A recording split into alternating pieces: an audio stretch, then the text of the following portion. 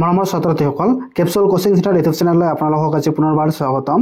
আজি আপোনালোকৰ বাবে সপ্তম শ্ৰেণীৰ বিজ্ঞানৰ পাৰ্ট 2 অধ্যায় 3 প্ৰাণী আৰু উদ্ভিদৰ পৰিবহন তন্ত্ৰ নামৰ পাঠটোৰ সকলো পাঠভিত্তিক প্ৰশ্ন উত্তৰ লগতে পৰীক্ষাত আহিবলগীয়া গুৰুত্বপূৰ্ণ প্ৰশ্ন উত্তৰসমূহ অতি সহজ আৰু চুটিকৈ আলোচনা কৰিম। তো ছাত্ৰ-ছাত্ৰীসকল তোমালোকে ভিডিঅ'টো স্কিপ নকৰাকৈ লাষ্টলৈকে চাই থাকিবা। এক্সাৰসাইজ অৰ্থাৎ অনুশীলনীত 1 নম্বৰত দিয়া আছে 1 নং স্তম্ভৰ লগত 2 নং স্তম্ভ মিলোৱা। তো ইয়াত 1 নম্বৰত দিয়া আছে কি পত্ৰৰন্ধ্ৰ, এটো হ'ব প্ৰসেদন, জাইলেম এটো হ'ব পানী পৰিবহন, জাইলেম পানী পৰিবহন, চুলিশিপা এটো কি হ'ব পানী শোষণ, চুলিশিপা হ'ব পানী শোষণ আৰু ফ্লোভেম এটো হ'ব আহাৰ পৰিবহন। তাৰপিছত 2 নম্বৰত দিয়া আছে খালি ঠাই পূৰ কৰা। ইয়াৰ 1 নম্বৰ কোৱেশ্চনটো হৈছে হৃদযন্ত্ৰৰ পৰা শৰীৰৰ সকলো অংশলৈ তেজ দেহৰ দ্বাৰা পৰিবহিত হয়। তো ইয়াৰ উত্তৰ তোমালোকে লিখিবা কাৰ দ্বাৰা? তেজ ধমনীৰ দ্বাৰা। খালি ঠাইত হ'ব তেজ ধমনীৰ দ্বাৰা। তো তোমালোকে উত্তৰত লিখিবা হৃদযন্ত্ৰৰ পৰা শৰীৰৰ সকলো অংশলৈ তেজ ধমনীৰ দ্বাৰা পৰিবহিত হয়। তো উত্তৰত কি হ'ব? ধমনী। খালি ঠাইত হ'ব ধমনী। তাৰপিছত 2 নম্বৰ কোৱেশ্চনত দিয়া আছে হিমোগ্লোবিন থকা তেজৰ কণিকাক ডেশ বোলে। তো ইয়াৰ উত্তৰত তুমি খালি ঠাইত লিখিবা লোহিত কণা, লোহিত কণা বোলে। তাৰপিছত 3 নম্বৰ কোৱেশ্চনত দিয়া আছে হৃদযন্ত্ৰৰ ছন্দোয়িত প্ৰসৰণ আৰু সংকোচনক ডেশ বোলে। তো উত্তৰত তোমালোকে কি লিখিবা? খালি ঠাইত হৃদস্পন্দন বোলে। তাৰপিছত 4 নম্বৰ কোৱেশ্চনত দিয়া আছে ধমনী আৰু শিৰা দুয়ো সংযোগী হোৱা অংশক ডেশ বোলে। তো ইয়াৰ খালি ঠাইত কি লিখিবা তোমালোকে? ৰক্ত কেশিকা। খালি ঠাইত লিখিবা ৰক্ত কেশিকা।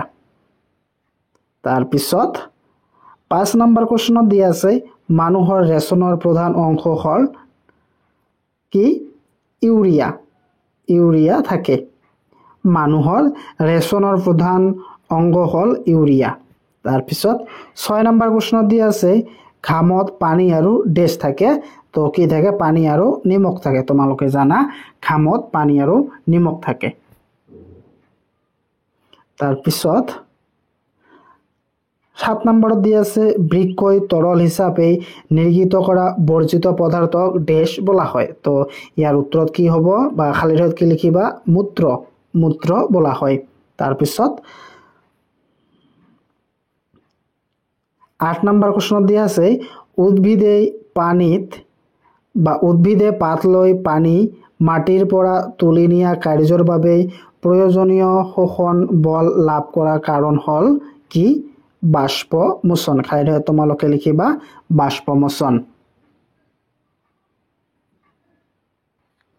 তাৰপিছত 3 নম্বৰত দিয়া আছে শুদ্ধ উত্তৰটো বাছি উলিওৱা। ইয়াত এ নম্বৰত কি কৈছে? উদ্ভিদত পানী পৰিবহন হয়। ইয়াৰ অপশ্যন কেইটাত কি দিছে? জাইলেম, 2 ফ্লোভেম, 3 পত্ৰৰন্ধ্ৰ আৰু 4 চুলিশিপাৰ দ্বাৰা। তো ইয়াৰ ভিতৰত শুদ্ধ হ'ব অপশ্যন 1 জাইলেম। জাইলেমটো শুদ্ধ হ'ব। তাৰপিছত বিধ দিয়া আছে শিপাৰ দ্বাৰা পানীৰ শোষণ বৃদ্ধি কৰিব পাৰি যদিহে উদ্ভিদক ৰখা হয়। তো ইয়াৰ ভিতৰত শুদ্ধ কোনটো হ'ব? উদ্ভিদক পাংখাৰ তলত ৰাখি। তো এইটো বা কি? এইটো 3 নম্বৰ অপশ্যনটো ঠিক হ'ব ফেনৰ তলত ৰাখি। 3 নম্বৰ অপশ্যনটো শুদ্ধ হ'ব। তাৰপিছত 4 নম্বৰ কোৱেশ্চনত দিয়া আছে উদ্ভিদ বা প্ৰাণীৰ উপাদানসমূহৰ পৰিবহনৰ কিয় প্ৰয়োজন ব্যাখ্যা কৰা। তো ইয়াৰ উত্তৰত তোমালোকে লিখিবা উদ্ভিদ বা প্ৰাণীৰ উপাদানসমূহৰ পৰিবহন প্ৰয়োজন কাৰণ 1 জীৱৰ প্ৰয়োজনীয় পানী আৰু খাদ্যসমূহ শৰীৰৰ বিভিন্ন অংশলৈ পৰিবহন কৰিব লগা হয় আৰু 2 শৰীৰত সৃষ্টি হোৱা অপ্ৰয়োজনীয় খাদ্যসমূহ বৰ্জনৰ বাবে নিৰ্দিষ্ট অংগলৈ পৰিবহন কৰিব লগা হয়। তাৰপিছত 5 নম্বৰ কোৱেশ্চনত দিয়া আছে যদি তেজত অনুচক্ৰিকা নাথাকে তেতিয়া কি হ'ব লিখা। তো ইয়াৰ উত্তৰত তোমালোকে লিখিবা যদি তেজত অনুচক্ৰিকা নাথাকে তেনেহ'লে তেজ খামলা নাবান্ধে। তো খামলাটো কি তেজত এনেকুৱা এটা কি বস্তু থাকে যিয়ে তেজ কিবা বস্তু কিবা অংগ কাটিলেই তেজ বন্ধ হোৱাত সহায় কৰে। তাৰপিছত 6 নম্বৰ কোৱেশ্যনত দিয়া আছে পত্ৰৰন্ধ্ৰ কি। পত্ৰৰন্ধ্ৰৰ দুটা কাম উল্লেখ কৰা। তো ইয়াৰ উত্তৰত তোমালোকে লিখিবা পাতত থকা সৰু সৰু ছিদ্ৰবোৰক পত্ৰৰন্ধ্ৰ বোলে। ইয়াৰ দুটা কাম হ'ল পত্ৰৰন্ধ্ৰই বায়ুমণ্ডলৰ পৰা কাৰ্বন ডাই অক্সাইড আহৰণ কৰে আৰু 2 নম্বৰ কামটো হৈছে পাতত থকা পত্ৰৰন্ধ্ৰৰ দ্বাৰা উদ্ভিদেই প্ৰসেদন ক্ৰিয়া সম্পাদন কৰে। তাৰপিছত 7 নম্বৰ কোৱেশ্যনত দিয়া আছে প্ৰসেদনে উদ্ভিদৰ প্ৰয়োজনীয় কাম কৰে নে ব্যাখ্যা কৰা। তো ইয়াৰ উত্তৰত তোমালোকে লিখিবা উদ্ভিদেই খনিজ পোষক দ্ৰব্য আৰু পানী মাটিৰ পৰা শোষণ কৰে। যিমান পানী শোষণ কৰে সেই সকলোখিনি উদ্ভিদেই ব্যৱহাৰ নকৰে। ইয়াত ব্যৱহাৰ বানানটো ভুল আছে, ইয়াত বয়জ ফালা হ'ব আৰু ইয়াতো বয়জ ফালা হ'ব। পাতৰ পৃষ্ঠত থকা পত্ৰৰন্ধ্ৰৰ মাজেৰে প্ৰসেদন প্ৰক্ৰিয়াৰ দ্বাৰা পানী বাষ্পীভূত হয়। পাতৰ পৰা হোৱা পানীৰ বাষ্পীভৱনৰ ফলত জাইলেম নলিকাৰ ভিতৰত শোষণ বলৰ সৃষ্টি হয় যিয়ে ওখ গছৰ বহু উচ্চতালৈ পানী পৰিবহণ কৰিব পাৰে। প্ৰসেদনে গছজোপা শীতল কৰিও ৰাখে। তাৰপিছত 8 নম্বৰ কোৱেশ্যনত দি আছে তেজৰ উপাদানসমূহ কি কি। তো ইয়াৰ উত্তৰত তোমালোকে লিখিবা তেজৰ উপাদানসমূহ হ'ল প্লাজমা, লোহিত ৰক্তকণিকা, শ্বেত ৰক্তকণিকা আৰু অনুচক্ৰিকা। তাৰপিছত 9 নম্বৰ কোৱেশ্যনত দি আছে শৰীৰৰ সকলো অংশৰ বাবে তেজৰ কিয় প্ৰয়োজন। তো ইয়াৰ উত্তৰত তোমালোকে লিখিবা শৰীৰৰ সকলো অংশৰ বাবে তেজৰ এই কাৰণে প্ৰয়োজন তেজে হজম হোৱা খাদ্য কণিকাসমূহ ক্ষুদ্ৰান্তৰ পৰা শৰীৰৰ বিভিন্ন অংশলৈ পৰিবহণ কৰে। ই হাঁওফাঁওৰ পৰা অক্সিজেন শৰীৰৰ কোষবেৰলৈ কঢ়িয়াই নিয়ে আৰু শৰীৰত সৃষ্টি হোৱা অপ্ৰয়োজনীয় এইটো বয়জ ফালা হ'ব দ্ৰব্যসমূহ দেহৰ পৰা বৰ্জন কৰায়।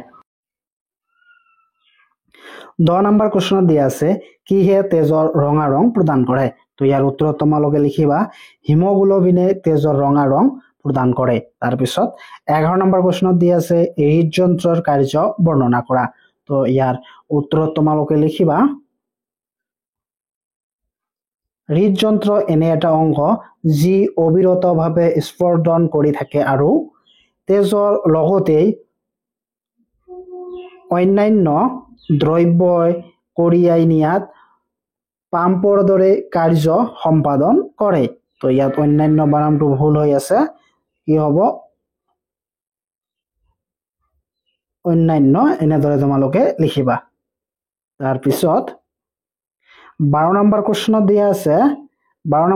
দিয়া আছে বৰ্জিত দ্ৰব্য দেহৰ পৰা উলিয়াই দিয়াটো কিয় প্ৰয়োজন। তো ইয়াৰ উত্তৰত তোমালোকে লিখিবা বৰ্জিত দ্ৰব্যবোৰ বিষাক্ত আৰু সেয়ে সেইবোৰক শৰীৰৰ পৰা উলিয়াই দিয়াটো প্ৰয়োজন। ইয়াত বয়জ ফলা হ'ব।